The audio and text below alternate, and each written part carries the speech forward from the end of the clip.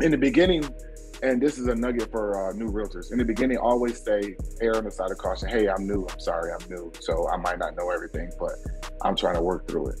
Use that as long as you can. Hey, gang. The Headley Group Real Estate Show is a video audio podcast designed to highlight and interview real estate professionals, entrepreneurs, and other fields alike. The mission of our podcast is to acknowledge people of color and show their successes, and in return, help our audience learn from them and pick up tips and tricks in building additional income. Hey, ladies and gents, this is Mike Headley. We are back. Another great episode on the Headley Group Real Estate Show. We got a brother who is tearing it up in the wonderful San Antonio area of Texas. Yes, sir. This brother right here has been in the game for 6 years, but don't let that 6 years fool you. This brother's doing some phenomenal things, working with them buyers and sellers, letting them know about the power of home ownership and getting that property sold in a matter of, I would say, brother, we say weeks, days.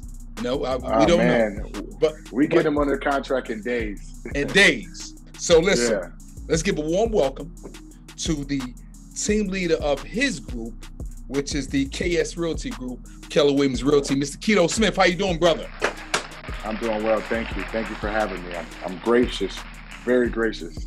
Brother, let me tell you something, man. The podcast is definitely dedicated of people of color to really highlight them. You ain't got to have 40,000 followers, but right now you are doing your thing and you are on path of greatness, so we want to highlight you.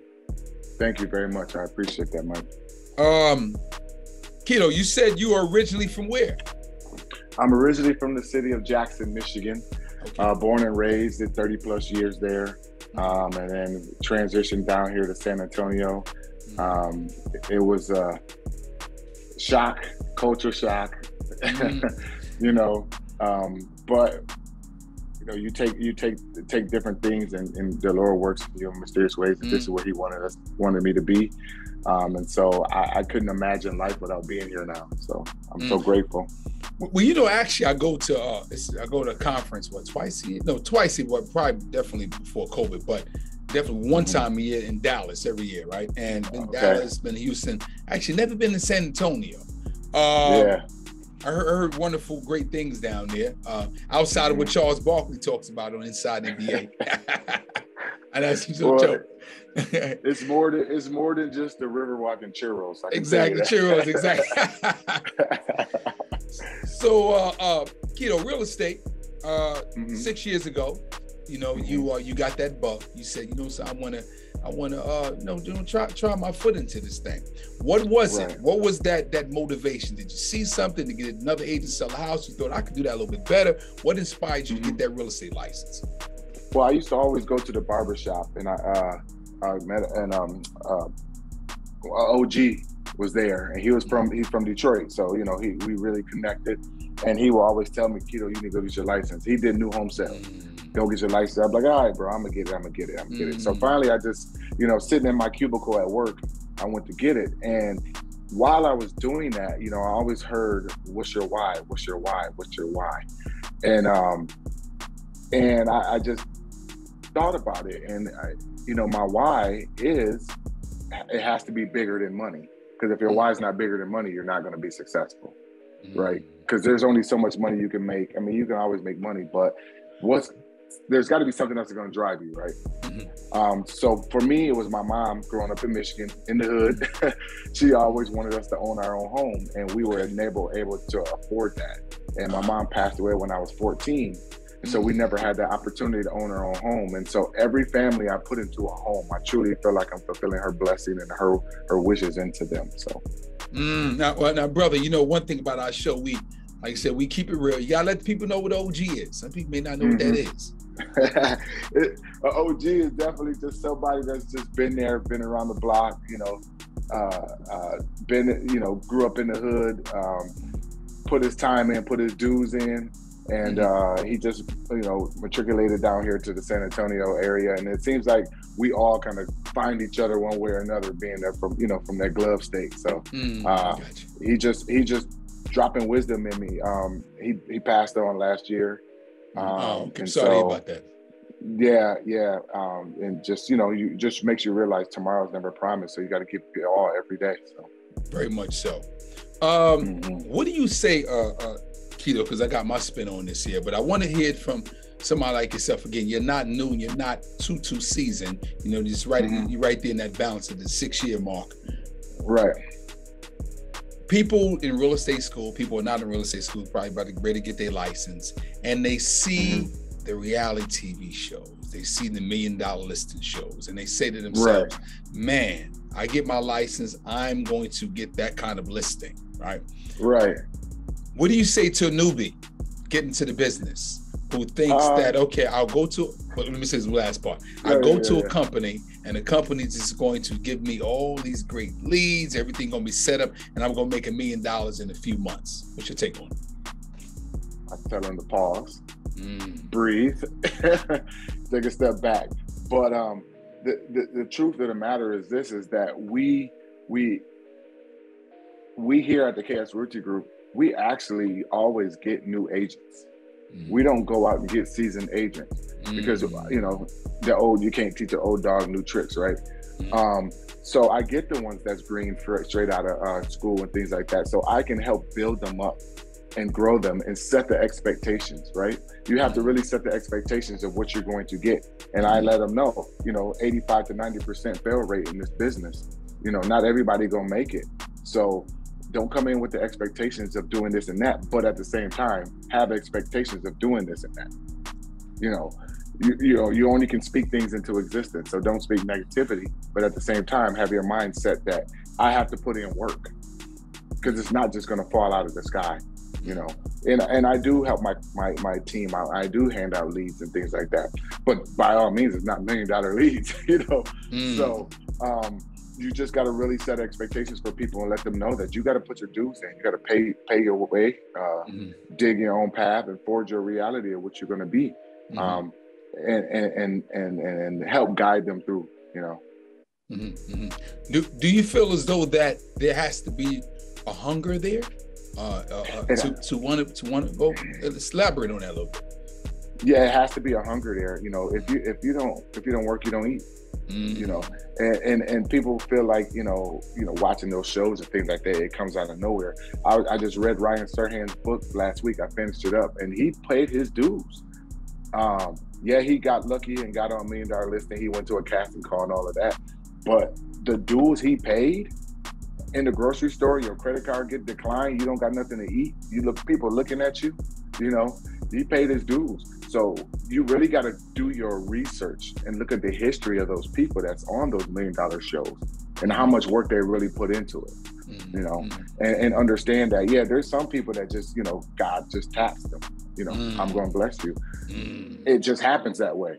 But at the other end of the spectrum, the other people are putting in their work and paying their dues, which you said you've been in, what, 11 years now, you say? Actually, 15 years.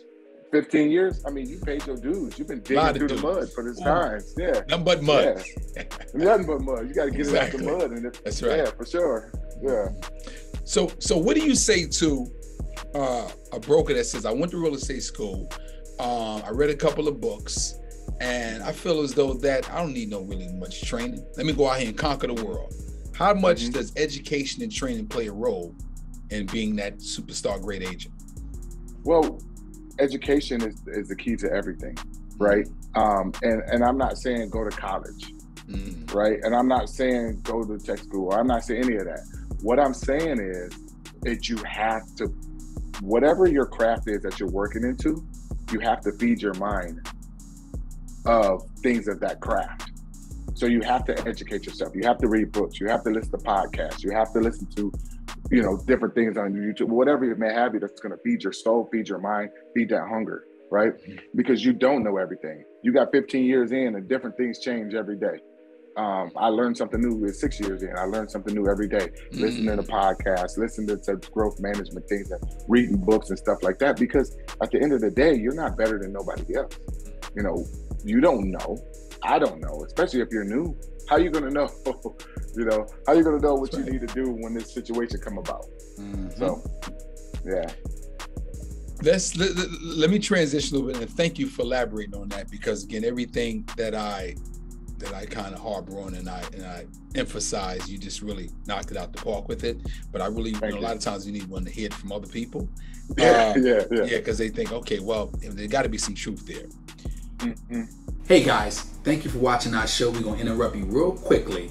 We are in the business of referrals. If you know someone looking to buy or sell, residential or commercial, here in the North Carolina area, refer us. We really appreciate that.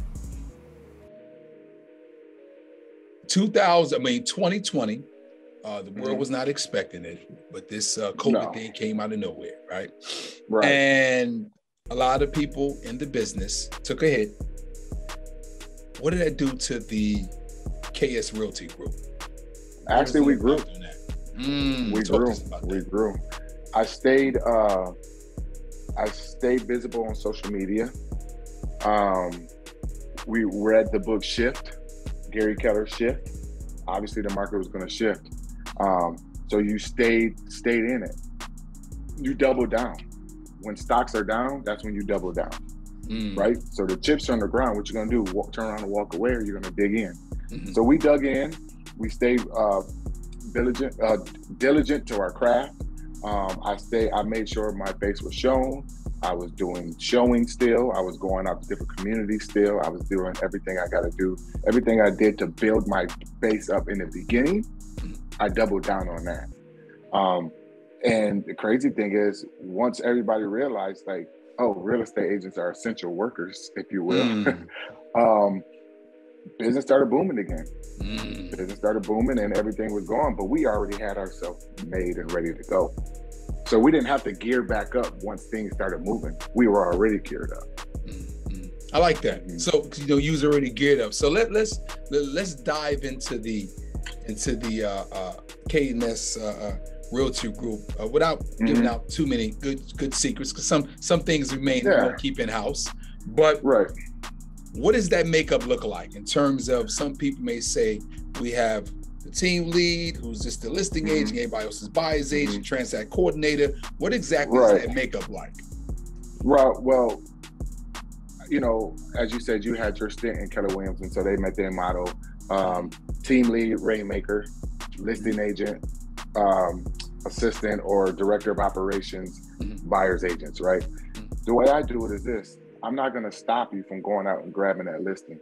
I'm not going to stop you from going out and servicing that buyer, right? So we're all equal. There's no I in team. I come from an athletic background, right? So I'm not no better than anybody else on our team. We all work. We all put our, shoes on one foot at a time and things of that nature. So I don't want them to look at me and think like I feel like I'm better than them. I have more knowledge than them, so I'm going to share with them that I have. Or if we have a problem, if there's something I need to address, then we will address it in that way.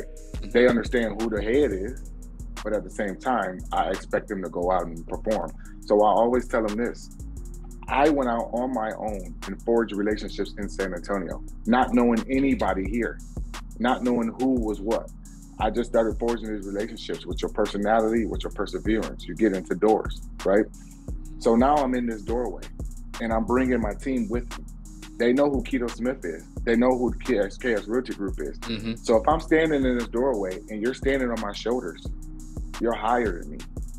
You're taller than me. Nice. I'm getting in this door. Stand on my shoulders. I put this stake down here. Stand on my shoulders and use that platform to catapult yourself further. Okay. Give us two ways of how someone went to another area, don't know anybody, but they was able to get acclimated, start knowing people. What was two things that you did? Well, personality, right? You got to have a personality. And so what I started doing was going to these new builds. In San Antonio, it's crazy. It's just growing. New builds out of control, right? So what I was doing was going to these model homes and meeting these people, meeting the salespeople in the model homes, forging relationships with them. Now my name is a regular. Oh, you talked to Kito? Yeah, they go to their own team meeting. Oh yeah, he came by mine too. Eventually, that builder, I met their vice president, and then I met their president. And I could go to their team meeting, just walk in and, hey, I got Starbucks for everybody. Hey, I got this. So you got to come with contribution, right? You can't just come with your hand out all the time. So eventually they're going to start trusting you and wanting to do that. And then secondly, just making sure that people understand that you come from a place of service, right? I put myself out there in my personality, and I just, being from Michigan, Detroit area, and you get in Texas, San Antonio, it's a little bit slower. I'm going to stand out, just kind of how I dress, how I carry myself, the things that I do. So you got to get a niche, right? So you're going to laugh at this, but don't try to steal my. I'm not going to steal it, brother. Y'all out here. Yeah, what you got?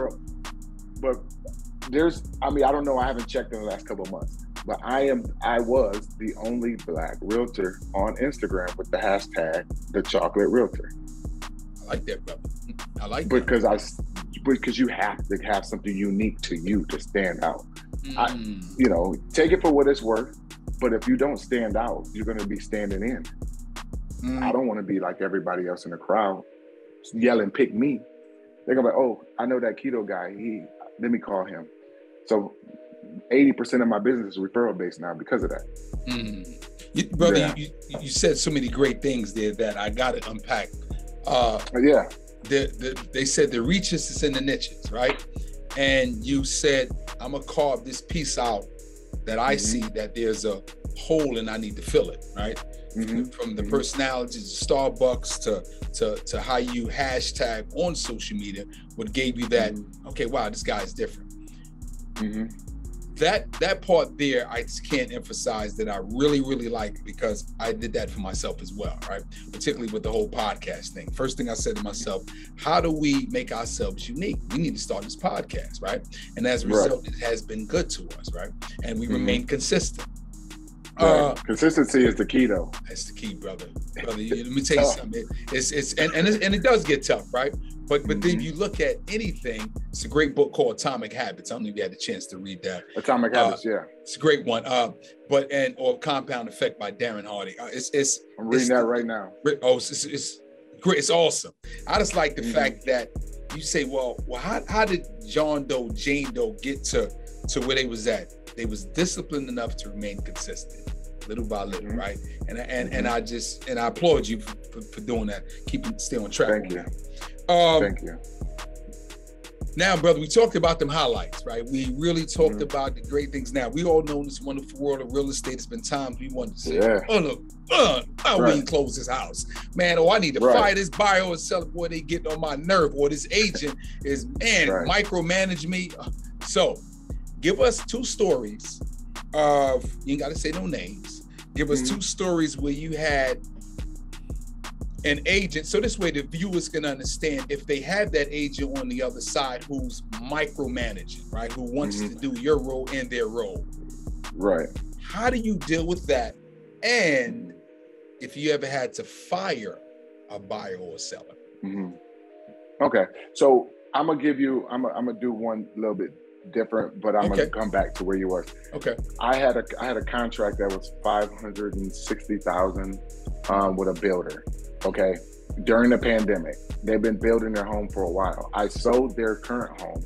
They moved in with the in-laws, right? So they were waiting. Pandemic hit.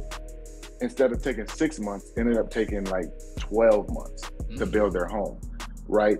So you move into the new year. So you go into 2021, right? While we're in 2021, the builder said, okay, we're ready to close now, right? Now they got to go back and have their finances re-looked at again as a pre-approval because, it rolled into a new year, different things, taxes, everything changed. So while we're doing that, we say, okay, we need a couple of days. The builder says, no, we're not. So I personally I got the number for the vice president, and I got the number for the president, and I got the number for the owner, and I called everybody, and I don't want to say begging and pleading, but the thing is that I take this personal, and it's not for the money. It's because these people want their home. That was their dream home. That was their last home. They picked out every brick, every color, everything in that home from the ground up, even to the lot. They picked it all out. And at the end, it was all about a money grab because they realized now the economy is, the housing market is different. They ended up canceling that contract on my clients So I basically forced them to give them their earnest money back because they said, well, they can't get finance. We asked them for 4 more days because they wouldn't do it. So I forced them to give us our earnest money back. That was good because it was like $6,000. But they lost the house. The builder turned around and sold the house for $90,000 more than what they contracted when they first started building. Crazy. I mean, I don't know anybody that can just take a loss of a $500,000 home and just be like, oh, okay, that's cool, you know. Wow. But it hurt. It hurt, and it's not even that it hurt my pockets, did, but it hurt that I had to watch my clients be deflated from that.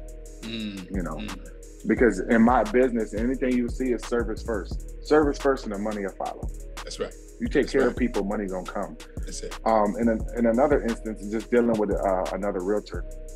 In the beginning, and this is a nugget for new realtors. In the beginning, always say, err on the side of caution. Hey, I'm new. I'm sorry, I'm new. So I might not know everything, but I'm trying to work through it.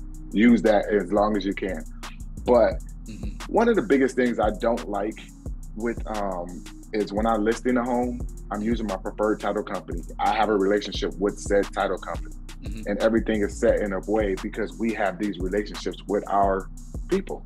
And the realtor wanted to come in, they wanted to change the title company. My client wanted to take their offer, but they wanted to change the title company.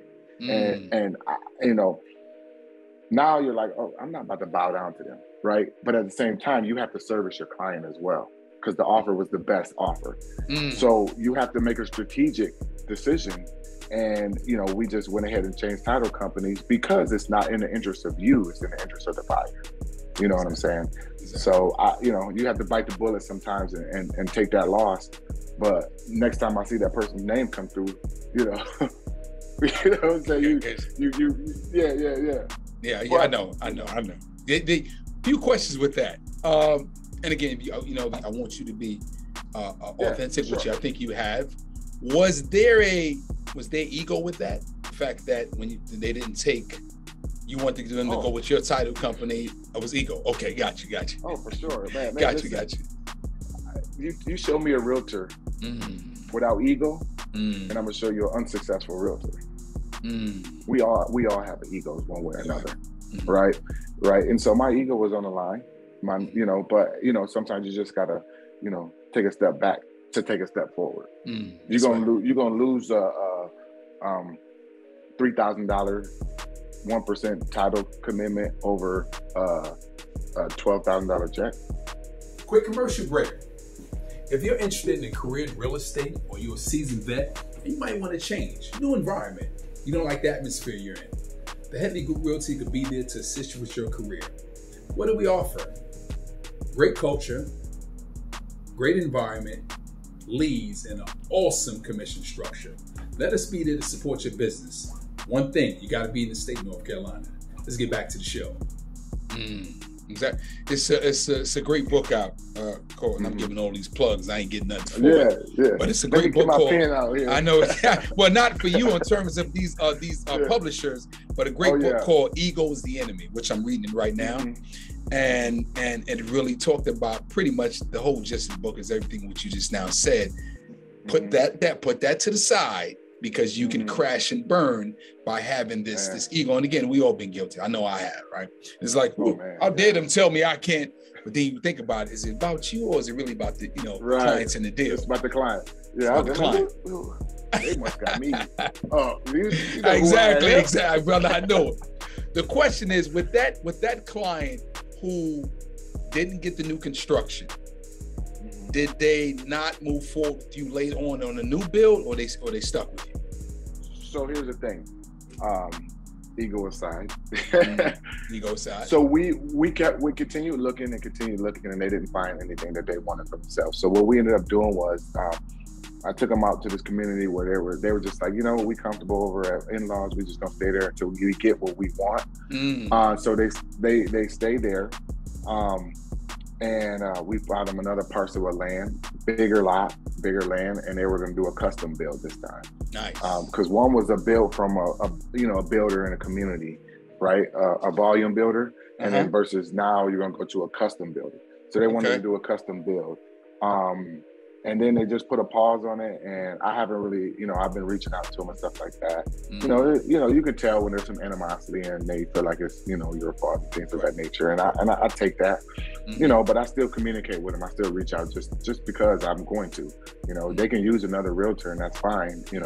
I'm not gonna, be angry about that or hurt about that, but they know I gave my all. They know I went down swinging and kicking and screaming and scratching and biting. So they know that. So in their heart of hearts, they know that I really gave it, everything I could. So I still have a relationship with, the husband. The wife is a little bit, more rough. But we still have a relationship, and I call and I talk to them and reach out to them. And then I try to send them builders that I know that will help them out as well. So correct. Yeah. Well, you said some good things there that I think we all experienced it. Whereas though they may go another route. When something happens in any transaction, I tell the team here is that, trust me, they're gonna get mad at everybody. So they're upset, they're mad at everybody. The only thing you can do, as long as you stayed ethical, you worked you worked within that contract and you was transparent. You have nothing to worry about, right? Now, if you wasn't that, then that's a different story, right? It's all a different story, yeah. Totally different story. Kito, six years ago, if you had to go back, you had to have a conversation with 6 years younger Kito and say, brother, I think we need to do this, implement this, take this out, or add that. What would that look like? I'm gonna tell you this, and this is the honest truth. 6 years ago, I would have told myself 6 years before that and 6 years before that to get into real estate and do real estate. Because I'm 43 now. 6 years prior, I would have been younger, more, zealous. And 6 years before that. Now, I wish I would have jumped in at 20, 21, 22, right? I went to college and I did all of that. I went to school to be a teacher.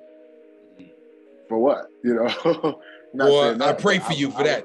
Shouts out teachers out there, but I couldn't. Shouts out teachers. Yeah, I'd rather work for myself and be able to have untapped income possibility with the career choice that I have now. So if I would have known back then, parents always tell you that. If you knew what I knew back then now, and I'm like, man, get out of here with that. And now here I am looking at my daughter like, if you would have known back then, Exactly. That's right. Yeah. So I wish I would have jumped into a prior, but I would have. But what I would have done 6 years ago that I'm doing now, more diligently, is putting in models and systems, and following those models and systems. Tracking everything. Google Sheets is amazing because you can share that with everybody on your team. Exactly. So there's a nugget. Google Sheets is big. That's it. And having a big goal every year, and don't be afraid to adjust that goal. Yeah. So I didn't know that before. I was just trying to run it up. I didn't realize that there's more to it. This is actually a business, and depending on how successful you are, in my instance, and I'm sure yours as well, we have a multi-million-dollar business. And you really don't realize that until you say it out loud. Confess it with your mouth, right? And I'm like, whoa, I got a multi-million-dollar business. The little snot-nosed, nappy-head boy from the hood that got that, It's true. It's brother, so many great nuggets with that. When I tell, we bring on new agents, and the first thing I say is, you ready to open up your business? Because you're a business owner who happens to sell real estate, right? So are we ready for that, right? So and then we have a nice conversation with that. Brother, San Antonio market, what particular areas do you service? And or do you service the whole San Antonio? You work with only buyers, you work with investors, new builders. What are you doing? What areas you service? I service all areas in San Antonio, and the surrounding areas as well. I've been, like I said, I've been blessed to be able to have relationships with builders, and also I meet a lot of people through that. Now I'm trying to push my team out to go and build off those relationships that I built with those people, because I'm successful if they're successful. They're not successful feeding their family, eating, that I'm not happy sitting at the top. I don't want to be the fat cat sitting there looking down at people. I want us all to eat. Right. So we service all areas of community. And the good thing about my team makeup, because San Antonio is I would say about 60% Hispanic. Okay. Right. So I have, the black is a super minority here in San Antonio, right? Super minority, but we have representation of that on the team. We have Hispanic American on the team, so we have fluent Spanish speaking on the team, and everything's represented in here. So we get a lot of buyers that don't speak no English. Okay. So I, don't matter how much it is or whatever, I had to say, hey, go ahead, take that lead, go run with it. Nice. And we work together as a team to make sure that everything gets done properly in the right way.